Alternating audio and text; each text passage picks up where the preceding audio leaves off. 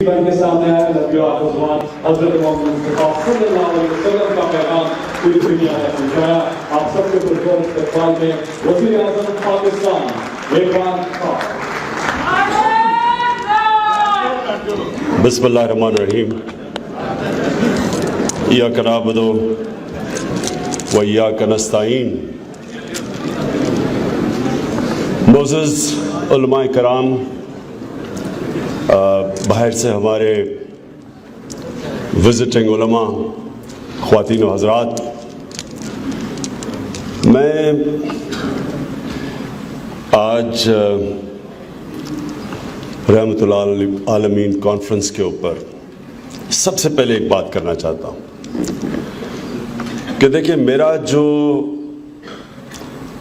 مدینہ کی ریاست کے اوپر زور دینا اور نبی صلی اللہ علیہ وسلم کی جو اپنے نوجوانوں کو بتانا کہ ان کی زندگی سے سیکھو، یہ میرا ایک زندگی کا تجربہ ہے. میری زندگی باہر مغرب میں، انگلینڈ میں، دنیا میں کرکٹ کھیلتے ہوئے گزری. پاکستان کو، سارا پاکستان کو میں جانتا ہوں. کوئی ایسا علاقہ نہیں جدھر میں نہیں گیا. لوگوں کو جانتا ہوں. اور یہ ایک میری زندگی کا سفر تھا جو شروع میں مجھے اس کی سمجھ ہی نہیں تھی. ہم بھی والد صاحب جمعے کی نماز پہ پڑھنے پہ لے جایا کرتے تھے زبردستی. ان کی عزت کرتا تھا اس لیے میں چلا جاتا تھا. اور پھر عید کی نماز. لیکن اس کے علاوہ میرا کوئی ایمان نہیں تھا. ہم جس طرح زیادہ ہوتے ہیں نا، مسلمان گھروں میں پیدا ہوتے ہیں، ہم بھی گھروں سے جو ایک قسم کا کلچر ہوتا ہے، لیکن اندر ایمان نہیں ہوتا. تو یہ جو میں اس سفر طے کر کے پہنچا ہوں، یہ اپنی زندگی کے تجربے سے میں نے سیکھا ہے. میں جو یہ سچ پہ پہنچا ہوں، یہ ایک بڑا لمبا سفر تھا. اور یہ سفر تو چلتا جائے گا، کیونکہ ایک سمندر ہے. ایمان آپ اس کی کتنے درجوں پہ پہنچتے جائیں، جتنے بھی زندگی میں آپ عبادت کریں گے، پڑھیں گے، تو آپ کو پتہ چلتا جائے گا کہ آپ کو کتنا کم پتہ ہے، کہ کتنا یہ بڑا سفر ہے. لیکن میں اس نتیجے پہ پہلے پہنچ گیا، اور وہ یہ نتیجہ ہے کہ ہم دنیا میں رول ماڈلز ڈھونڈتے ہیں. کرکٹ میں جب میں کرکٹ کھیلنا چاہتا تھا تو میرے رول ماڈل تھے. وہ بدلتے جاتے ہیں، لیکن آپ کے ہر وقت کوئی نہ کوئی رول ماڈل ہوتا ہے کہ میں اس طرح کا بننا چاہتا ہوں. اور میں نے یہ جب میں بڑا ہو رہا تھا اور بڑے سب سے میرے ماں باپ نے اچھے اسکول میں بھیجا، وہاں ہمیں کبھی نہیں یہ احساس ہوا کہ ہمارا رول ماڈل نبی صلی اللہ علیہ وسلم کو بننا چاہیے. وہ ایک دین تھا، وہ ایک اپنی طرف تھا، ہمیں پڑھایا جاتا تھا. لیکن جو رول ماڈل تھے وہ اور تھے. کوئی فلم ایکٹرز تھے، کوئی پاپ سٹارز تھے، کوئی کھلاڑی تھے. ہمیں یہ سمجھ ہی نہیں تھی کہ جو دنیا میں سب سے عظیم رول ماڈل ہے، اس کے اوپر ہمارے اسکولوں میں ہماری جو تعلیم تھی، اس نے ہمیں اس طرف نہیں لے کے گیا. تو میں جو یہ پہنچا ہوں، میں آپ کو یہ بتانا چاہتا ہوں، یہ میں اپنی زندگی کے تجربے سے پہنچا ہوں. اور میں اس نتیجے پہ پہنچ گیا. اور یہ میں نے الیکشن سے پہلے یہ باتیں نہیں کی، تاکہ میں یہ نہیں چاہتا تھا کہ لوگ یہ مجھے کہیں کہ یہ ووٹ لینے کے لیے باتیں کر رہا ہے. میں نے اس لیے میں نے مدینہ کی ریاست کی باتیں الیکشن کے بعد شروع کی، جب الیکشن جیت گیا. کیونکہ دیکھیں، میرا یہ ایمان ہے، اگر ایک انسان نے عظیم انسان بننا ہے تو نبی صلی اللہ علیہ وسلم کو رول ماڈل بنا لو.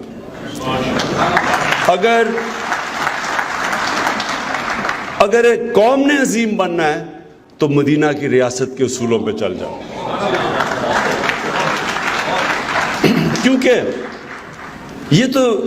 یہ میں اس لیے کہہ رہا ہوں کہ یہ تو دنیا میں ثابت ہو گیا ہے. جو بھی لوگ نبی صلی اللہ علیہ وسلم کے ارد گرد تھے سب عظیم لوگ بن گئے. سارے ان کے صحابہ وہ شروع میں تو عظیم نہیں تھے, ان کو دیکھ دیکھ کے لیڈر بن گئے سب. یہ دنیا کی تاریخ, اور مجھے افسوس سے یہ کہنا پڑتا ہے کہ ہمارا یہ نہیں پڑھایا جاتا, اور انشاءاللہ یہ ہمارے دور میں ہم اپنے تعلیم کا نظام ٹھیک کریں گے کہ بچے کو پتا ہو, ہر بچے کو پتا ہو کہ انہوں نے کس طرح ایک معاشرے کو تبدیل کیا. اور وہ سارا معاشرہ جن کو عرب تھے ریگستان میں رہنے والے, دو سپر پاورز, ایک طرف رومن ایمپائر دوسری طرف پرشین ایمپائر, ان کی تو حیثیت ہی کوئی نہیں تھی. دیکھتے دیکھتے یہ لوگ, اور دیکھتے دیکھتے بھی آج کل کی دنیا میں تو دنیا تیز چلتی ہے, اس زمانے میں تو اونٹ پہ سفر ہوتا تھا. آپ یہ سوچیں کہ یہ ایک معجزہ ہے کہ ان کے نبی صلی اللہ علیہ وسلم کے دنیا سے پردہ کرنے کے بعد 6 سالوں کے اندر دونوں سپر پاورز گھٹنے ٹیک گئی, وہ ان عربوں کے اوپر جن کی حیثیت ہی کوئی نہیں تھی. تو اس کو ہم نے سٹڈی کرنا ہے اور اپنے نوجوانوں کو بتانا ہے, بچوں کو بتانا ہے, اسکولوں میں بتانا ہے. یہ فینومینا کو سٹڈی کریں. یہ ہم اس کو نہیں سٹڈی کرتے, ہم اس کو صرف جمعے کے خطبے میں ہم سن لیتے ہیں. یہ ہمارے بچوں کو نہیں پتا اس چیز کا. یہ تاریخ کا حصہ ہے. ہمارے نبی صلی اللہ علیہ وسلم کی زندگی تاریخ کا حصہ ہے. ہمیں پتہ ہے کب پیدا ہوئے, کب ہجرت کی, ہمیں سب پتہ ہے کب جنگ بدر تھی, احد, خندق, یہ سب یہ تاریخ کا حصہ ہے. کوئی اور پیغمبر کی زندگی تاریخ کا حصہ اس طرح نہیں ہے. اس لیے ہم سٹڈی کر سکتے ہیں. اور اس کو جب میں یہ کہتا ہوں کہ ہماری یونیورسٹیز میں ریسرچ ہونی چاہیے, اس کے اوپر باقاعدہ بتانا چاہیے, اس کو سمجھنا چاہیے فینومینا کیا تھا. یہ تاریخ کا حصہ ہے کہ وہ جو مدینہ کی ریاست تھی اس کے اوپر 1000 سال تک مسلمان دنیا کی سب سے عظیم قوم بنے رہے. 700 سال تک سارے دنیا کے ٹاپ سائنٹسٹ مسلمان تھے. یہ تاریخ کا حصہ ہے. یہ ہمارے بچوں کو نہیں پتا. ہم آج موبائل فون آ گیا ہے, بہت بڑا چیلنج آ گیا ہمارے معاشرے پہ. جس طرح کی چیزیں موبائل فون سے آ رہی ہیں, اگر ہم نے اپنے بچوں کو نہ بتایا کہ ہم کیا ہیں, مسلمان کیا ہے, صرف یہ نہیں کہ ہم گھروں میں پیدا ہو گئے تو ہم مسلمان ہیں. مسلمان سمجھیں کہ تاریخ کیا تھی آپ کی, کیا وہ چیزیں تھیں جو ایک زمانے میں ہم اوپر گئے اور پھر کیا وجہ تھی کہ ہم نیچے آ گئے. یہ علامہ اقبال جو میں سمجھتا ہوں کہ ایک ایسے اسکالر تھے, آج بھی آپ ان کا فلسفہ پڑھیں, ان کی جو ریسرچ پڑھیں, مغربی سویلائزیشن کو بھی وہ سمجھیں, اپنے بھی دین کو, تاریخ کو, اسلام کو, انہوں نے جو باتیں کی ہیں آج بھی آپ پڑھ لیں, ایسے لگے گا کہ آپ لکھ رہے کوئی. کیونکہ وہ تب سے وہ سمجھ گئے تھے کہ مسلمان کیوں نیچے آئے ہیں اور اوپر کیسے جانا ہے انہوں نے. اور علامہ اقبال نے بار بار یہ کہا کہ جب مسلمان گرتا ہے تو وہ مدینہ کی ریاست کے اصولوں سے دور چلا جاتا ہے, اور جب بھی مسلمان قوم اٹھی ہے ان اصولوں کے اوپر جانا شروع کر دیا. اس لیے میرا یہ مشن ہے کہ پہلے تو ہم تعلیم کے نظام کو ایسا کریں کہ ہمارے بچوں کو سمجھ تو ہو کہ وہ کیا کیریکٹر تھا جس نے ساری مسلمانوں کو اٹھا کے کدھر سے کدھر لے گئے. کیا وجہ تھی کہ انڈونیشیا اور ملیشیا میں لوگ مسلمان ہو گئے صرف مسلمانوں کا کیریکٹر دیکھ کے, تاجروں کا کیریکٹر دیکھ کے لوگ مسلمان ہو گئے. وہ کیریکٹر کی کیا صفتیں تھی؟ سب سے بڑی صفت تھی سچائی، صادق تھے. سچ میں بڑی پاور ہے. سچے انسان کی عزت ہوتی ہے. آپ آزما کے دیکھ لیں، اربوں پتی جھوٹا ہوگا اس کی کوئی عزت نہیں کرے گا. غریب آدمی سچ بولنے والا ہوگا اس کی عزت ہوگی. سچ انسان کو طاقت دیتا ہے. نبی صلی اللہ علیہ وسلم کے پاس ایک دفعہ آیا ایک قریش، کہتا جی میری عمر اتنی ہو گئی ہے، میں اب اپنی عادتیں نہیں بدل سکتا، مجھے ایک چیز بتاؤ کہ میں مسلمان ہو جاؤں اور اپنی عادتیں بھی رکھوں. انہوں نے کہا سچ بولا کرو. سچ کی پاور ہے. پھر آزاد کر دیا انسان کو انہوں نے. جب زندگی موت اللہ کے ہاتھ میں، عزت ذلت اللہ کے ہاتھ میں، رزق اللہ کے ہاتھ میں، تو خوف کس چیز کا؟ یہ جو آزادی انسان کو ملتی ہے، یہ چیز ایک انسان کو بڑا انسان بناتی ہے. نبی صلی اللہ علیہ وسلم کو دنیا کے جانے کے بعد دنیا کی تاریخ میں اتنے زیادہ عظیم لوگ اتنے چھوٹے وقت میں نہیں آئے. تاریخ سٹڈی کر لیں، دیکھتے دیکھتے وہ کہاں سے کہاں پہنچ گئے. 30 سال ان کی زندگی کے اس دنیا کے جانے کے بعد موراکو سے لے کے ہندوستان سے لے کے سینٹرل ایشیا پر پھیل گئے. لیکن قتل عام نہیں، ایک کلچر لے آئے. ایک عظیم قوم آ گئی، اپنے کیریکٹر کی وجہ سے اٹھ گئی. لوگ ان کی طرح بننا چاہتے تھے. میں کتاب پڑھا تھا کروسیڈرز کی، جب یہ یورپ سے کروسیڈرز گئے اور جو انہوں نے جروسلم کو فتح کیا، ایک انگریز کروسیڈر جب ان کا کیریکٹر دیکھتے تھے مسلمانوں کا، حالانکہ وہ نیچے جا رہے تھے، اب تک کمزور ہو چکے تھے، اس کے باوجود ان کے کیریکٹر اور ان کی بات کرتا ہے. پڑھنے والی کتاب ہے کہ وہ بالکل جنگلی تھے ان کے مقابلے میں، سچے لوگ تھے. جو میں اپنے نوجوانوں کو ایک اور بھی چیز بتانا چاہتا ہوں کہ ان کے کیریکٹر سے ہم کیا چیز سیکھتے ہیں. جب وہ مشن کی طرف نکلے، ہر قسم کی مشکلات کا سامنا کرنا پڑا، طنز کیا گیا، مذاق اڑایا گیا، دشمنوں نے کیا نہیں کیا،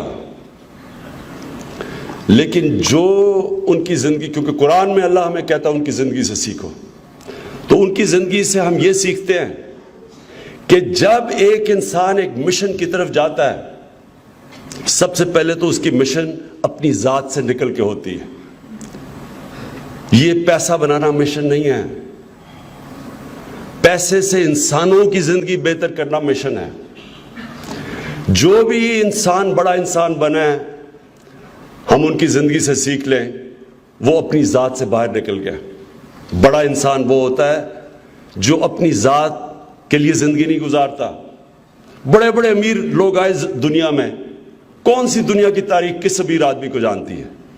لیکن اس امیر آدمی کو جانتی ہے جو اپنے پیسے سے انسانوں کی خدمت کرتا ہے. جب ان کی فوجوں نے فتح کر لیا سارا عرب، وہ انہوں نے اپنے اسی گھر میں رہے، مسجد نبی میں، محلات نہیں بنائے. جب وہ جا رہے تھے دنیا سے، کوئی جائیدادیں نہیں چھوڑی اپنی، کوئی پیسہ نہیں بنایا. یہ جو پیسہ بنانا ہے، یہ سب سے زیادہ بت پرستی ہے. یہ ہم یاد رکھ لیں کہ اگر انسان جب تباہ ہوتا ہے، وہ اپنی زندگی کی مشن پیسہ بنا لیتا ہے. ہم نے اپنے نبی صلی اللہ علیہ وسلم کی زندگی سے ہمیں یہ پتہ ہے کہ وہ اتنے عظیم آدمی تھے. کوئی آج تک جو مائیکل ہارٹ کی بات کرتے ہیں 100 گریٹسٹ مین، ان میں سب سے اوپر وہ ہمیشہ رہیں گے، کیونکہ کسی نے وہ اچیو کیا ہی نہیں جو انہوں نے کیا ہے. لیکن کیا ان کا تو پیسہ بنانا مقصد ہی نہیں تھا، ان کی پاور بھی مقصد نہیں تھا. پاور بھی، پیسہ جو بھی وہ کرتے تھے ایک انسانیت کے لیے تھے. جتنے بھی بڑے بڑے صوفی آئے اس برِ صغیر میں، آج بھی ان کے مزاروں پہ چلے جاؤ، لاکھوں لوگ جاتے ہیں وہاں، کیونکہ وہ ان کی سنت پہ چل رہے تھے. نبی صلی اللہ علیہ وسلم وہ بھی بڑے انسان تھے. جو ان کے راستے پہ چلتا ہے وہ بڑا انسان بن جاتا ہے. نیلسن منڈیلا، میں اس کی مثال اس لیے دیتا ہوں کہ اس نے بھی 27 سال جیل میں گزارا.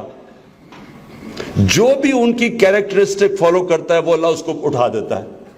اس نے 27 سال جیل میں گزار کے سب کو معاف کر دیا جب وہ جیل سے باہر نکلا, اور ساؤتھ افریقہ کو خون سے بچا لیا. اور جب تک ساؤتھ افریقہ رہے گا لوگ اس کی عزت کریں گے. اسی طرح فتح مکہ کے بعد انہوں نے بھی سب کو معاف کر دیا. یہ بڑے انسان تھے.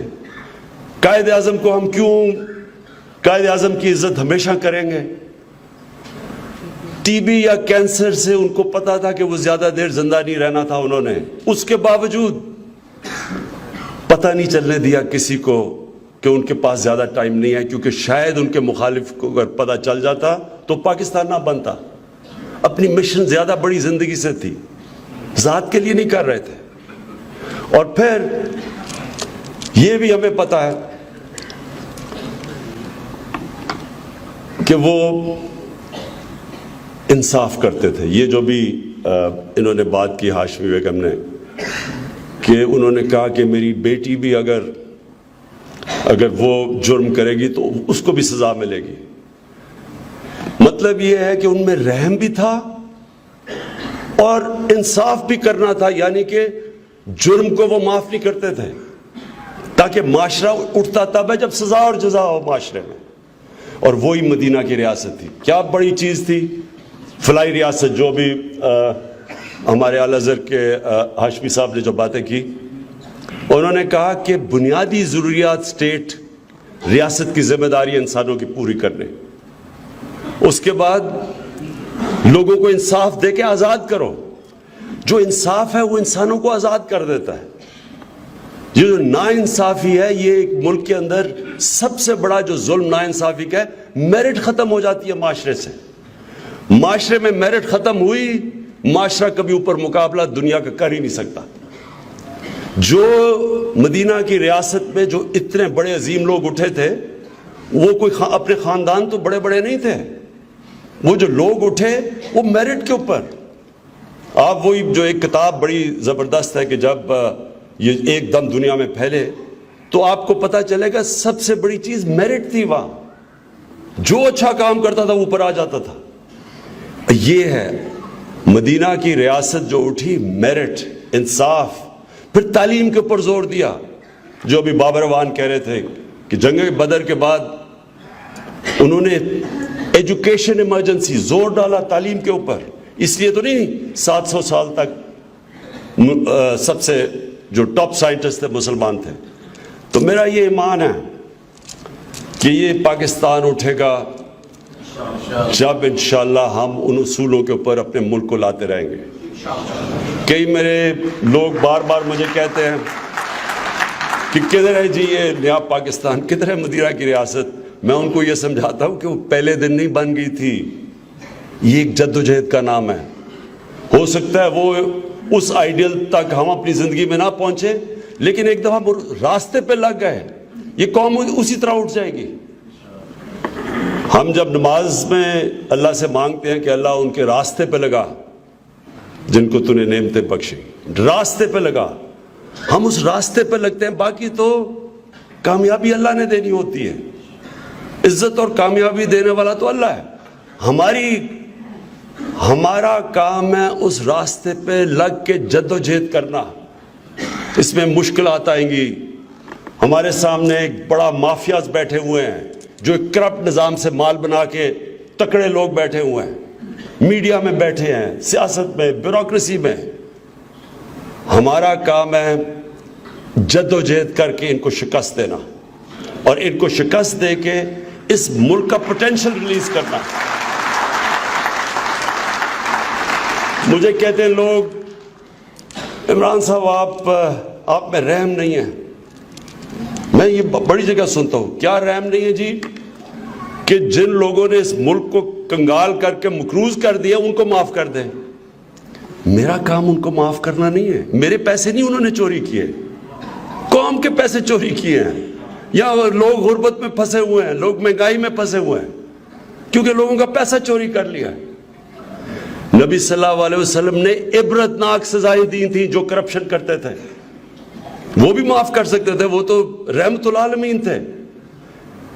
انہوں نے تو اپنی کہا کہ میری بیٹی کو بھی میں معاف نہیں کروں گا.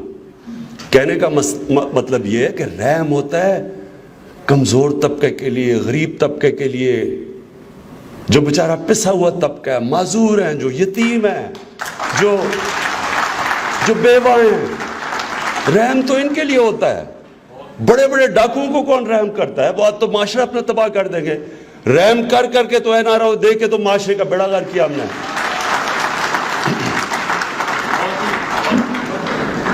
یہ میرا ایمان ہے کہ ہم نے اپنے بچوں کو صرف ان کی جو نبی صلی اللہ علیہ وسلم کے کیریکٹر کی صرف جو مین کوالٹیز تھیں وہی اگر ہم اپنے بچوں کو بتانا شروع کر دیں. دیکھیں, مدینہ کی ریاست دو طرح اٹھی تھی. ایک, مدینہ کی ریاست میں اصول بنائے گئے تھے. دوسری طرف نبی صلی اللہ علیہ وسلم نے انسانوں کے کیریکٹر اٹھائے تھے. تو انسان ہی تو ریاست بناتے ہیں.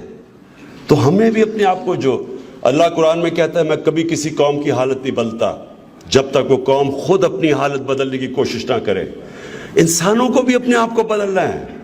ہم نے ایک سچائی کی طرف جانا ہے, سچی قوم بننا ہے.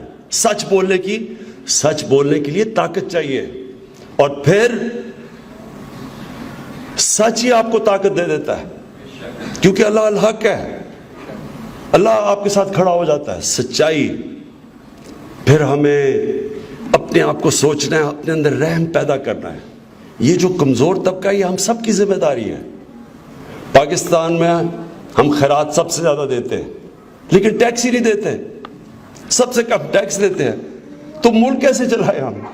لوگوں کو تعلیم دینی ہے, ہسپتال بنانے ہیں, لیکن دنیا میں سب سے کم ٹیکس دیتے ہیں ہم یہاں.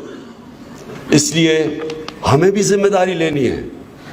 میں تو کوشش کروں گا اور انشاءاللہ آپ کو ثابت کر کے دکھاؤں گا کہ یہ جو مدینہ کے ریاست کے اصول ہیں انشاءاللہ میں آپ کو وہ پاکستان میں لے کے آتا رہوں گا. جیسے جیسے وقت گزرے گا میں لاتا رہوں گا. لیکن میں اپنی قوم سے بھی کہتا ہوں کہ آپ کی بھی ذمہ داری ہے. آپ نے بھی اپنے آپ کو تبدیل کرنا ہے. جیسے رشوت آپ دیتے رہیں گے, ٹیکس آپ نہیں دیں گے, یہ نہ سمجھیں کہ آپ عظیم قوم بنیں گے. اس لیے ہم دونوں کی, ریاست کی اپنی ذمہ داری, انسانوں کی اپنی ذمہ داری, اور علماء سے آخر میں یہ کہنا چاہتا ہوں کہ آپ کی یہ ذمہ داری ہے. ہمارے پاس منسٹری ہے ریلیجس افیئرز, قادری صاحب ہیں. آپ نے ہمیں گائیڈ کرنا ہے. میں تو عالم نہیں ہوں, عالم تو آپ ہیں, یہاں بیٹھے ہوئے ہیں, ادھر ہیں. ہم مسلسل, اور عالم کا بہت بڑا درجہ اسلام میں کہ آپ تاریخ اسلام کی پڑھیں. ایک عالم چلتا تھا, موروکو سے شروع ہوتا تھا, جدھر بھی مسلمان کی ریاست تھی, جب پتہ چلتا تھا عالم ہے, اس کے لیے سارے دروازے کھل جاتے تھے, اس کو اچھے اچھے گھروں میں ٹھہراتے تھے, اس کے وظیفے لگ جاتے تھے. جو بڑے بڑے مسلمان کی تاریخ میں بڑے بڑے, میں آپ کیا کہوں, قاتل جس طرح تیمور تھا, بڑے بڑے, اس نے انسانیت کا بڑا قتل کیا. لیکن وہ جب بھی کسی شہر پہ پہنچتا تھا پہلے پوچھتا تھا یہ عالم کون سے ہیں. عالم کو کہتا تھا ان کو باہر آ جاؤ, پھر وہ ساروں کو قتل کر دیتا تھا. تو عالم کا بڑا درجہ اسلام میں, عالم کا درجہ اسلام میں. اور میں چاہتا ہوں کہ آپ بھی ہماری مدد کریں, اس کے اندر مدد کریں ہماری, تاکہ ہم وہی اصولوں کو بنائیں اور ہم اس کے بعد اپنی یونیورسٹیز میں یہ پڑھائیں, اپنے اسکولوں کے اندر بچوں کو بتائیں کہ مسلمان ہے کیا کوالٹیز چاہیے مسلمان کے لیے. وہ بنیادی کوالٹیز پہلے بتائیں, پھر اسلام کی تاریخ بتائیں. انشاءاللہ ہم یہ بھی کر رہے ہیں کہ ترکی اور ملیشیا کے ساتھ مل کے ہم نے فیصلہ کیا, پریزیڈنٹ اردوغان, مہاتر محمد ملیشیا اور ہم نے فیصلہ کیا ہے کہ ہم اب اسلام کی تاریخ کو ہم ان کی فلمیں بنائیں گے, تاکہ ہمارے بچوں کو پتہ چلے کہ خالد بن ولید کون تھا. ہمارے بچوں کو نہیں پتا, ان کو وہ ان کے مغرب میں جو بھی فلموں میں آتے ہیں ان کو پتہ ہے, ہمارے ہیروز کا نہیں پتہ. اس لیے ہم نے اپنا کلچر بتانا ہے. کیا تھا ایک وقت پہ جب عروج پہ مسلمان گئے تو وہ کیا تھے, کیا ان کے اندر صفتیں تھیں, اور ہم نیچے آئے ہیں تو کیا ہیں. اور جو ہم اب مغرب کو دیکھتے ہیں, آپ یاد رکھیں کہ مغرب کی عروج میں وہ بہت زیادہ کوالٹیز ہیں جو مدینہ کی ریاست کی ہیں. آج آپ اسکینڈینیویا چلے جائیں, آپ وہاں دیکھیں گے کہ جو فلائی ریاست اسکینڈینیویا میں ہے مسلمان دنیا میں ویسی نہیں ہے. جو انصاف ہے وہاں ہمارے ملکوں میں نہیں, جو رحم ہے, جو ان کی عدالتوں انصاف دیتی ہیں, یہاں طاقتور کے لیے ایک قانون ہے, کمزور کے لیے دوسرا ہے, وہاں نہیں ہے. اس لیے جو بھی ان اصولوں پہ چلے گا چاہے وہ کافر ہو جو بھی ہو, اس سے اوپر چلے جانا ہے. اور ہم وہ جو کھو بیٹھے ہیں, ہم نے اب چیزیں واپس لا کے آ دی. جو علامہ اقبال بار بار کہتے رہے مسلمانوں کو کہ وہی جو سبق پھر پڑھ, جو وہ کہتے تھے کہ کیسے مسلمان اوپر گئے تھے, وہ پھر ہم نے اپنے آپ کو لے کے جانا ہے. اور یہ جو ہم کہتے رہتے ہیں جی میں لاہور کو پیرس بنا دوں گا تو میں ایشین ٹائگر بنا دوں گا, ہم نے پاکستان کو انشاءاللہ مدینہ کی ریاست کے اصولوں پہ ایک عظیم قوم بنانا ہے. بہت شکریہ.